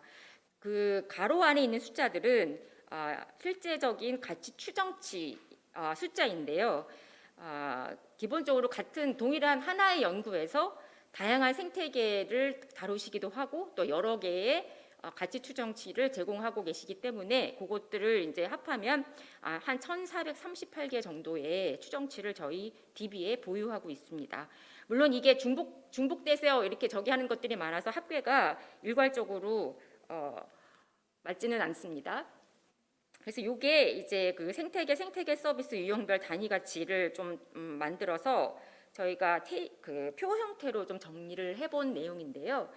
왼쪽에 보시면 생태계는 8개 유형으로 나눴다라고 말씀을 드렸고요. 이 8개 유형은 그 EPS 또는 MA에서 그 생태계 유형에 대한 그 정의를 기반으로 해서 저희 한국 상황에 적합한 것들을 조금 수정해서 만든 그 유형이 되겠고요. 오른쪽에 보시면 생태계 서비스입니다. 그래서 공급 서비스, 조절 서비스, 지지 서비스, 문화 서비스 이렇게 좀 일단 나눠서 했고, 저희가 지면이 한계가 있어서 각 그 숫자로 표시된 각 서비스에 대한 내용은 그 주로 표 하단에 보실 수 있습니다. 보시면 조절 서비스의 9번 항목 수질 정화와 관련된 선행 연구들이 굉장히 많이 있었고요. 습지와 관련된 것 또는 하천 생태계의 수질 정화 서비스에 대한 연구들이 꽤 많았던 걸 보실 수 있습니다. 습지 수질 정화 서비스의 연구 수정치가 많은 이유는 저희가 이제 새만금을 통해서 새만금과 관련된 선행 연구들이 꽤 많이 있었고요. 그다음에 오른쪽에 문화 서비스에 보시면 17번이 휴양 레저 경관비인데 아마도 저희가 생태계 서비스 하면 사람들이 가장 먼저 떠올리는 게 아마도 휴양 서비스인 것 같습니다. 그래서 그쪽에 대한 관련된 연구들이 상당히 많이 축적되어 있는 것을 보실 수 있습니다. 그래서 이제 환경가치 얘기를 좀 해야 될 건데요. 뒷단에 그럼 이 이비스의 환경단지 DB에 수록된 선행연구 환경가치를 정보를 활용을 해서 이제 부문별로 항목별로 주요 가치값 단위 가치값들을 저희가 좀 정리하는 작업들을 하고 있는데요. 많은 분들이 이제 질문을 하실 때 그러면은 무슨 데이터 값을 써야 되느냐, 무슨 가치값을 써야 되느냐 이런 질문을 많이 하세요. 그래서 이제 그런 수요를 조금 저희가 정리를 해서 생태계 주요 서비스별로 조금 그래도 그 추정치가 어느 정도는 확보된 항목에 대해서 저희가 나름대로 대표값을 선정해서 제공하고 있습니다. 요거는 DB에는 있지 않고요. 저희가 따로 내는 보고서에는 그 대표값에 대한 내용들도 들어가 있습니다. 조금 더 단위 가치에 대해서 말씀을 드리면 단위 가치도 우리가 어떤 접근법을 통해서 추정치를 만들어냈느냐에 따라서 세 가지 정도로 구분이 됩니다.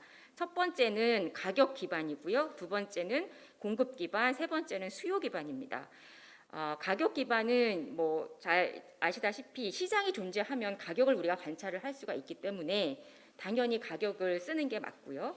시장이 존재하지 않을 경우에 우리가 공급 기반으로 수요 기반으로 추정치들을 만들어낼 수가 있는데 공급 기반이라는 것은 기본적으로 그 생태계 서비스를 공급하기 위해 필요한 비용들입니다. 예를 들어서 대체비용법이라든지 보건비용법이라든지 또는 어떤 특정 오염물질을 처리하는 데 드는 비용이라든지 그런 이제 비용을 우리가 기준으로 해서 숫자를 만들어내는 것을 공급에 기반한 가치 추정치라고 얘기를 할 수가 있을 거고요. 수요 기반이 들어보실 수도 있었겠는데 지불 의사의 willingness to pay에 근거한 가치 추정치를 의미합니다.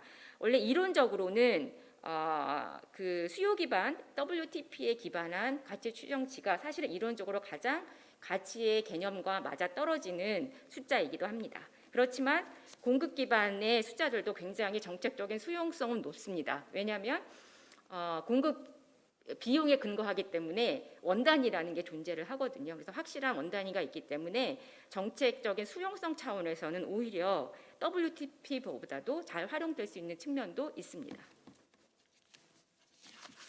그래서 지금 좀 전에 말씀드렸던 것들을 다시 갈까요? 다 설명드린 것 같아요. 가격 기반, 공급 기반, 수요 기반 그리고 각각 이제 다른 기법들을 이용해서 활용하실 수 있다라는 것을 이제 말씀을 드릴 수가 있을 것 같고요. 자, 이제 수요 기반에서 저희가 가장 많이 쓰는 방법론 중에 하나가 여기 보시면 조건부 가치 측정법 또는 선택 실험법이라고 하는데요. 잘 아시다시피 많이 알려져 있는 CVM이나 CE를 우리가 얘기를 합니다. 툴킷 잠깐 보고 말씀드리겠습니다. 그럼 툴킷을 만들 때도 저희가 그 개념과 절차가 분석 틀이 필요한데요. 그거에 대해서 잠깐 설명을 드리고 오늘은 예시로 탄소 흡수 저장 서비스 가치 산정 툴킷에 대해서 설명드리겠습니다. 요즘 그 탄소 중립과 관련해서 이 항목에 대해서 좀 관심도 굉장히 많으실 거라고 생각이 들고요. 저희가 툴킷은 2019년도에 구축을 해서 지속적으로 업데이트하고 있는 중이고요. 올해 그 물 담수 공급 서비스에 대한 가치 산정 툴킷이 추가될 예정이고요.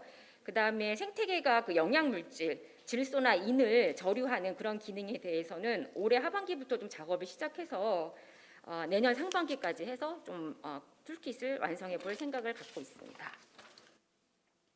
말씀드렸다시피 아까 통합 분석은 경로 분석을 근거를 해서 우리가 개념 틀을 만들었다라고 말씀을 드렸는데요. 다시 한번 반복되는 말씀입니다. 그래서 이제 문제는 저희가 그 N 끝단에서 그 가치 추정은 수용체 중심으로 하는데 엔드 포인트 위주로 저희는 작업을 합니다. 왜냐하면 그 가치 추정의 그 과정에 있는 것을 가치 추정을 하게 되면 중복 산정이 되거든요. 그래서 가치 추정과 관련돼서는 엔드 포인트를 위주로 저희가 작업을 한다라는 말씀을 드릴 수가 있을 것 같고요. 그다음에 이게 경로 분석을 좀 그림으로 표시를 해본 겁니다. 그래서 인간 활동으로 인해서 환경질이 환경질이 어떻게 변화하고 그게 수용체, 생태계 서비스와 건강에 어떻게 영향을 미치느냐, 약간 개념적인 틀을 그림으로 한번 보여드리는 거라고 보시면 좋을 것 같고요. 다음은 수용체를 앞으로 끌어내서 생태계 서비스와 인간 건강을 놓고 물리적 영향 평가와 단위 가치를 저희가 연계에 붙인다고 말씀을 드렸는데, 그게 생태계 서비스와 인간 건강이 어떤 형태로 들었는지 조금만 자세하게 설명을 드리면, 일단 생태계 서비스는 스톡 평가하고 플로우 평가가 굉장히 구분이 중요합니다. 자연 자산을 평가하는 것인지 아니면 그 자연 자산으로부터 우리가 1년 동안 얻는 혜택, 생태계 서비스를 플로우를 평가를 하는 것인지가 굉장히 중요한 구분점이고요. 따라서 내가 자연 자산을 평가하느냐, 생태계 서비스를 평가하느냐에 따라서 붙일 수 있는 단위 가치들도 틀려집니다. 건강은 그냥 넘어가도록 하겠습니다. 그거를 조금 더 이제 우리 분석 툴킷하고 연관시켜서 한 번만 더 설명을 드리면, 절차를 모두에 말씀드렸다시피 분석 범위를 설정한다든지 환경 영향을 정량화한다든지 가치 추정 화폐화로 이렇게 정형화해서 단계별로 접근을 하고 있고요. 제가 오늘 여기서 하나 그냥 추가로 말씀드리고 싶은 것은, 여기 보면은 그 화폐화 단계에서 화폐화 불가능 항목이라고 되어 있는데요. 자, 요거는 나중에 좀 수정을 해야 될 것 같아요. 이게 우리가 환경 영향을 앞에서 지표가 됐던 아니면 실직치가 됐던 환경 영향을 정량화하신다고 하더라도 그 모든 항목을 다 화폐화할 수 있는 건 아닙니다. 그래서 그 화폐화할 수 있는 항목들은 한정이 되어 있거든요. 나머지들은 빠져요. 빠지는데 빠지는 이유가 뭐냐? 1번 생태계 서비스의 특성상 화폐화하는 것 자체가 적절하지 않은 경우가 있습니다. 그런 경우에는 빠지고요. 두 번째는 아직 과학적 증거가 충분하지 않기 때문에 빠지는 경우도 있습니다. 그래서 요거는 조금 제가 나중에 슬라이드를 좀 수정해서 해야 될 것 같아요. 그래서 화폐화가 어렵다는 이유입니다. 어렵다는 말이고 불가능하다는 말보다는 어렵다는 말이 더 맞는 것 같아요. 좀 시간을 제가 많이 쓰고 있는 것 같아서 빨리빨리 하겠습니다. 이게 탄소 흡수 저장 서비스인데요. 2016년도에 저희가 그 사례 연구를 시작을 해서 작년에 한번 조금 더 보완을 했고 진행을 했습니다. 저희 이 생태계 서비스 모델링은 기본적으로 인베스트를 기반으로 하고 있고요. 그리고 이 기능과 관련해서는 특히 토지 피부 이용도를 기준으로 해서 저희가 작업을 하고 있습니다. 그래서 이거는 뭐 자료로 좀 보시면 더 좋을 것 같습니다. 그렇게 해서 탄소 저장량과 흡수량 이렇게 두 가지로 나눠서, 그러니까 흡수량은 아까도 말씀드렸지만 플로우의 개념이 될 것 같고요. 저장량은 스톡의 개념이 될 것 같습니다. 양쪽으로 구분을 해서 저희가 작업을 하고 있습니다. 그렇게 물리적 영향 평가를 하면 그다음에 저희가 이제 가치 추정으로 단계로 넘어가야 되는데, 지금은 탄소 같은 경우는 아무래도 탄소 배출권 가격이 있어서 조금 이렇게 국내 탄소 배출권 가격도 있고 해외 탄소 배출권 가격도 있어서 이걸 갖다 쓰는데요. 최근에는 전문가분들께서도 이게 탄소 시장이 워낙 변동이 심하고 해서 가격 이거 말고 또 추가적으로 아까 말씀드렸다시피 WTP를 기반으로 한 추정치 같은 것들도 한번 좀 만들어 달라, 이런 부탁들도 하고 계십니다. 그래서 그것도 저희 연구진에서 좀 고민을 하고 있는 부분입니다. 요거는 그냥 개발 흐름도라서 그냥 자료로 참조해 주시면 좋을 것 같습니다. 넘어가고요. 그래서 올해는 저희가 조금 더 이 저장 계수값들을 좀 업데이트하는 부분들을 좀 신경을 써서 조금 보완을 할 생각입니다. 마지막입니다. 그러면 모두에 말씀드렸다시피 우리가 이런 환경가치 연구들을 왜 하느냐라는 건데요. 의사결정 맥락하고 맞물려서 좀 말씀을 드리고 싶어요. 최근에 저희 연구진이나 제가 가장 고민하고 있는 부분이 뭐냐면, 의사결정의 목적 또는 정책 평가의 목적에 따라서 요구되는 정보의 수준이 다릅니다. 그래서 그 정보의 수준을 저희가 뭐하고 어떻게 맞물리게 맞춰줘야 되느냐, 이런 게 굉장히 고민스러운데요. 그런 고민의 연장선상에서 조금 만들어본 그림입니다. 첫 번째, 그러니까 오른쪽으로 이 화살표가 가면 우리가 환경가치 추정의 신뢰성이나 정확성이 요구되는 정도입니다. 그래서 오른쪽으로 갈수록 정확성이 많이 요구되는 그런 거고요. 의사결정 맥락은 우리가 인식제고 측면이 있고 어카운팅 측면이 있고 우선순위를 선정하는 부분이 있고 정책 도구를 설계를 하거나 또는 가장 엄밀한 정확성을 요구하는 건 아마 법적 배상이나 소송일 겁니다. 그래서 먼저 인식 제고를 말씀드리면 인식 제고와 관련해서는 저희가 방법론이 뭐 스토리텔링이나 문헌 검토, 그림 예시 이런 것들 많이 활용하고 계시는데 국내랑 이거를 조금 제가 연계를 해보면 그 산림의 공익적 가치를 산림청에서 매년 주기적으로 내고 계신데 그게 아마 인식 제고 측면에서는 가장 적절한 예가 아닌가 싶고요. 가치 추정 공부를 좀 하신 분이라면 아마 코스탄자의 1997년 논문을 다 알고 계실 텐데 그게 97년에 저희 그 글로벌 그 생태계 또는 생물 다양성의 가치를 이제 내셨잖아요. 근데 이거는 사실은 그 숫자의 정확성이 의미가 있는 게 아니라 얼마나 중요한가를 사람들에게 알리는 인식 제고 용입니다. 이거는 제가 하는 말이 아니고 저자들이 논문에서 직접 하고 있는 말입니다. 이 숫자들은 사실 의사결정에 쓰이면은 안 되는 숫자들이거든요. 그래서 훨씬 인식 제고하고 맞는 적절한 수준의 그런 연구다라고 말씀을 드릴 수가 있을 것 같고요. 두 번째로 이제 개발 사업의 비용 편입 분석이나 토지 이런 용도로 우리가 쓸 수가 있는데 가장 저희가 구축하고 있는 시스템하고 연관성이 높은 것들입니다. 그래서 전략 환경 평가나 규제 영향 분석이나 예비 타당성 조사에서 환경 편익을 우리가 만들어낼 때 저희 시스템을 가장 잘 활용할 수 있지 않을까라는 생각을 하고 그걸 고민을 하고 있는데 예타도 그렇고 규제 영향 분석도 그렇고 그 안에 들여다보면 아까도 말씀드렸듯이 정부의 수준 요구하는 정보의 수준이 굉장히 다릅니다. 그래서 그걸 어떻게 맞출까 지금 굉장히 고민스럽고요. 그다음에 이제 아까 우리 과장님께서 말씀을 하셨지만 이제 정책 도구 설계에도 환경가치 추정 연구 결과들이 굉장히 적절하게 활용될 수 있습니다. 인센티브나 부담금 설계와 관련된 건데 생태계 쪽에 말하면 이제 무리용 부담금이나 생태계 보전 협력금이나 생태계 서비스 지불 제도나 우리나라에서는 좀 생물 다양성 상세 제도나 이런 쪽에 우리가 그 정책을 설계할 때 활용될 수 있다고 이제 말씀을 드릴 수가 있을 것 같습니다. 자, 여기까지인 것 같고요. 혹시 이비스에 대해서 관심이 한번 봐주시고 또 조금 좋은 코멘트 있으시면 여기 한번 들어가서 한번 보시고 저한테 연락 주시고 또 커뮤니티 해주시면 저희가 연구진에서 같이 고민하겠습니다. 감사합니다. 네, 안소원 박사님 발표 고맙습니다.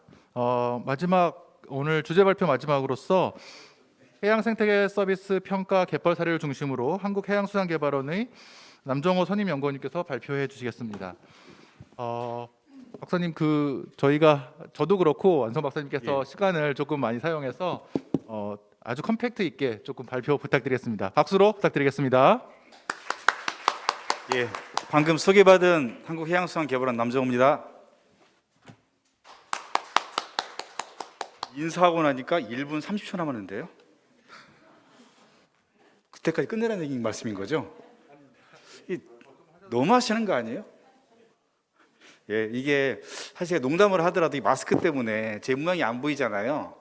이 농담이 이게 다큐처럼 들리실 수 있는데 이해하시고 어떻게 가능하면 빨리 끝내겠습니다. 주최 측에 주 박사는 계속 안절분절 하신 거 이제 봤거든요. 그래서 안절부절 계속 하시라고 할까 생각 중이긴 한데 적당한 시간 맞춰 끝내겠습니다. 10분 됐을 때 올라오시면 되거든요. 맞춰 끝내겠습니다. 예, 반갑습니다. 이게 저는 육상 쪽에 계신 분들이 있는데 짠물이 와가지고 짠물 변두리 와서 무시하나? 시간 안 주네 뭐 이렇게 생각했었는데 사실은 이 생태계 서비스라는 것에 그동안 연구했던 분들이 갖고 있는 이쪽에 포환이라는 게 있어요. 맺힌 게 이게 중요한 개념인데 왜 제도 알려지지 않았을까? 그리고 그만큼 중요한데 홍보도 하고 싶고 이런 자리에서 막 말씀을 하고 싶어 하시거든요. 충분히 이제 이해하고요. 아마도 환경부 내에서도 생태계 서비스 얘기하게 되면 별로 환경부 내에서도 그렇게 많이 정책적 비중이 높지는 않을 것 같아요. 아마 그래서 더더욱더 과장님도 더 크게 강조하신 것 같고요. 그래서 계속 그 점도 생각했던 게 뭐였냐면은 이 생태계 서비스라는 말 자체가 너무 어렵다. 일반인들이 수용하기 되게 어렵거든요. 그래서 자연 혜택이란 말을 계속 바꿨으면 좋겠다는 생각을 하고 있는데 지금 이미 법에는 생태계 서비스란 말이 들어와 있어서 좀 어려움이 있긴 하지만은 일반인들이 이해했을 때 대중의 지지를 받고 대중의 지지와 관심이 있어야 법을 개정하거나 정비할 수 있는 힘이 생기거든요. 근데 아직은 거기까지 미치지 못하고 있는 게 조금 아쉬움이 있기 때문에 어떻게 하면은 아까 안 박사님 인식적으로 말씀하셨는데 숫자나 이런 것보다도 결국은 그 단어가 매우 중요하다. 그런 점에서 조금 더 우리가 여기 계신 분들이 합심해 가지고 지혜를 모을 필요가 있다. 이렇게 하고 나니까 1분이 지났네요. 주 박사님 가슴이 콩닥콩닥거리시죠? 네. 그래서 오늘은 저희는 사실은 해양 생태계 쪽은 지금 결론부터 말씀드리면은 전 해역 약 우리나라 해역 면적이 44만 제곱킬로미터가 돼요. 그러니까 육상 면적의 약 44배 정도 되거든요. 전 해역에 대해서 촘촘하게 0.93km의 격자 크기로 생태계 가치 평가를 끝냈습니다. 거의 올해 이제 6월까지 마무리 보정 작업을 하고 있고요. 그건 저희 의사결정 지원 시스템 안에 그 데이터로 각 레이어별로 다 들어가 있거든요. 그래서 그건 저희가 하반기쯤에 일반 대중들이 볼 수 있게 하려고 하고 있고요. 그래서 그걸 오늘 그걸 다 설명하려고 하니 너무 양이 많아서 오늘은 아마도 환경부에서 전체 국가 생태계 서비스 평가할 때 아마 해양 쪽에서는 갯벌을 우선적으로 염두에 두실 것 같아서 일단 갯벌이라는 생태계를 중심으로 말씀을 좀 드리겠습니다. 그게 3개고요. 발표는 이게 저희가 했던 연구의 개요입니다. 이게 보시면은 그 맨 왼쪽에 생태계 구조와 기능, 이게 아마 저기 주 박사님 아까 말씀하셨던 메저먼트에 해당되는 걸 거예요. 그리고 오른쪽에 있는 게 가치평가는 밸류에이션 쪽인데, 사실은 이게 저희는 그래서 이것을 규모 산정이라고 좀 부르고 있거든요. 그리고 2개가 이제 어쨌거나 규모 산정과 가치평가가 끝나게 되면 그 다음 아래 단계가 그 영향변을 예측하는, 그래서 어떻게 영향이 있을 때 예측할 것인가는 예측 모델도 일부 제가 개발했는데, 사실 해양 쪽에서 예측 모델을 이 시스템 안에 저희가 되게 어려운 게요. 예를 들면은 바닷모래를 준수했을 때 준수하는 위치, 시기, 그 다음에 규모, 넓이에 따라서 영향이 매우 달라지거든요. 그래서 이것을 시스템 안에 넣으려고 하다 보니 너무 어려웠던 거예요. 그래서 사실 저희가 시범적으로 하고 말았는데, 그것이 없더라도 최소한 그 아래에 있는 내용, 예를 들면은 그 해양 공간 계획, 일종의 국가 육상적인 도시계획의 수립이나 변경, 아니면 영향 비용 편익 분석이나 EIA, 사업 인허가, 아니면은 공유수면 점사 역류, 아까 과장님은 생태계 보존 부담금 말씀하셨는데 저희는 공유수면 점사 역류도 따로 있거든요. 그런 거 산정할 때에도 바로 유효하게 사용할 수 있지 않겠는가라는 생각이 듭니다. 이 앞에 시계가 있네요. 네. 핸드폰을 들고 나왔는데, 그래서 이게 구성을 했었고 2017년도부터 작년 12월까지 이 과제를 했습니다. 그래서 아까 그 앞에서 과장님이나 아니면 안 박사님이나 주 박사님께서 그 포환이 배치해가지고 이렇게 여러 가지 멱살을 하셨고 준비를 하셨는데, 저희도 5년 동안 저희가 할 수 있는 것은 다 쏟아 부었거든요. 그래서 실제로는 그 생태계 구조와 기능에 대한 것도 직접 거의 대부분의 현장을 중심으로 했었고, 그렇지 않은 지역은 저희가 대표적인 어떤 특성 지역을 정한 다음에 거기서 얻은 결과를 가지고 다른 지역에다가 일종의 펑셔널 트랜스퍼라고 부르기도, 기능 이전 또는 편익 이전 기법을 써가지고 우리 적용을 했었거든요. 그래서 저희가 지역별로도 값이 다 따로따로 지금 그 원단이, 아까 환경 원단이라고 그 안 박사님 말씀하셨는데 저희도 그 원단위가 지역별로 다 다르게 지금 개수가 정해져 있습니다. 그래서 그렇게 구축이 돼 있는 거고요. 그리고 5년 동안 이게 진행을 했었고요. 그래서 여기 보시면 알겠지만 저희가 연구 대상했던 그 생태계와 생태계 서비스 그 내용들이 쭉 있습니다. 그래서 갯벌하고 해중 해빈 사퇴 구분했고요. 그 다음에 공급 조절, 문화 지원 또는 지지라고 부르기도 하는데 했었는데, 오늘은 갯벌만 소개를 하겠습니다. 저희가 참고로 그 1차 생산에는 어리 먹이원을 가지고 지원 서비스를 일단 할 수밖에 없었던 게, 그 외에는 저희가 하기가 쉽지 않았다는 거 말씀드리고 싶고요. 그리고 기본적인 규모 산정하고 가치평가 체계의 틀을 말씀드리면은, 저희 보시면 알겠지만 규모 산정한 다음에 가치를 평가하고 그것을 생태계 서비스 통합하는 그런 과정을 거쳤거든요. 그래서 오른쪽 상단에 보시면은 레이어가 되게 다양하잖아요. 그래서 각각의 레이어, 예를 들면은 공급 서비스 레이어면 그 안에서도 당연히 일반적으로 해면에서는 어업이 있을 수 있고요. 그 다음에 갯벌에 재료가 있을 수 있고요. 아니면 양식도 있을 수 있습니다.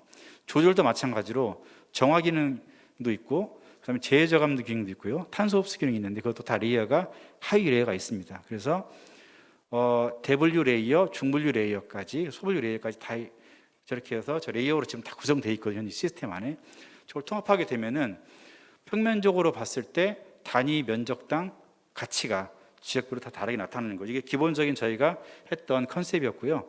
그래서 갯벌도 저렇게 똑같이 진행을 했습니다. 뭐 공급 서비스 같은 경우는 저희가 이것을 직접 확인하기 위해서 한 가지 예를 들면 양식 같은 경우에는 양식 면허라는 게 있어요. 내가 만약에 100 단위를 양식 면허를 얻었다 하더라도 실제로 양식을 하고 있는 지역은 내가 돈을 투자할 수 있을 만큼 반절밖에 투자 못하면 50밖에 안 되거든요. 그럼 정확하게 50이라는 걸 찾아내기 위해서 저희가 항공 이미지를 분석한 다음에 거기가 무엇을 기르고 있는지, 김인지 아니면 어류인지 이걸 다 구분해가지고 저런 식으로 그 조사를 다 했었고요. 구조적 서비스 같은 경우에는 저는 직접 현장 실험하고 그다음 메소코즘을 이용해서 저희가 영향이치 모델을 활용할 수 있는 변수까지 했었고요.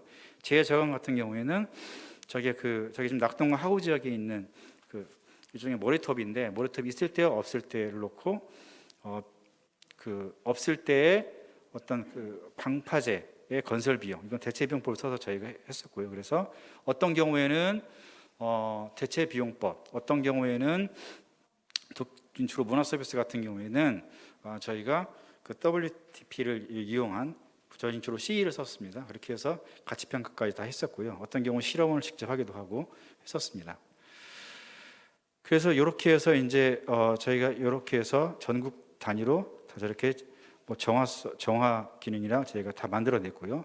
문화 서비스 같은 경우에도 저희가 직접 현장 조사했던 설문 조사했던 것과 함께 이용객 수를 빅데이터 분석 이후에 추정한 다음에 각각의 지역별로 특성에 따른 원단위를 세분화해서 구성을 했었습니다. 그리고 마지막 이제 결과인데요. 보시면 알겠지만 그렇게 저희가 그 해수부에서 2014년인가 발표했던 것과 비교해 보면은 매우 큰 차이가 있죠. 해수부 2014년도 했던 것은 전체 크기가 16조 원인데 15조 6천억이었는데 이것은 그 보시면은 조절과 문화 서비스만 가지고 당연히 저희 공급은 뺐죠. 그것만 가지고도 이미 기존에 했던 걸 상회하고 있는 거고요. 그 두 개를 순현재 가치로 해서 비교했을 때에도 마찬가지로 훨씬 높았습니다. 그래서 주로 이제 조절 서비스가 매우 큰 역할을 했다라고 보시면 될 것 같습니다.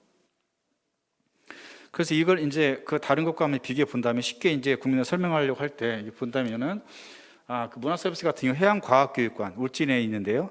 그 약 300개, 그다음 방파제, 그러니까 조절 서비스 재해저감 같은 경우는 70km, 뭐 이런 식으로 저희가 이제 예시를 줘서 그 표현을 하고 있거든요.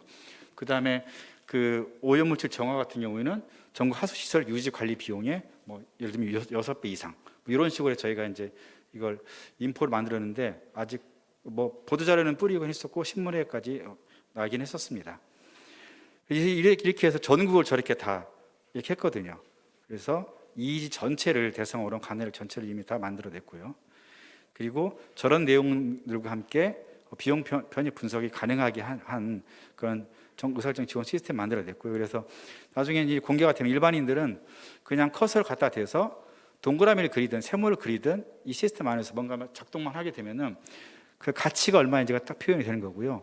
저희가 매년 업데이트하기 위해서 그 시스템 안에 개수, 그 다음에 중요한 참고 문헌은 아예 그 내용들을 다 적도록 했고요. 그래야 이후에 유지 보수할 때 누가 되든 간에 이때 K대에 산정한 기본적인 값은 2021년도 판에서는 얼마였는데 또 22년도 판이 나오게 되면 또 바꿀 수 있게 다 해놨거든요. 그래서 그 전 과정을 저희가 유지 보수도 수월하게 할 수 있게 저렇게 시스템을 구성을 했습니다. 이상입니다.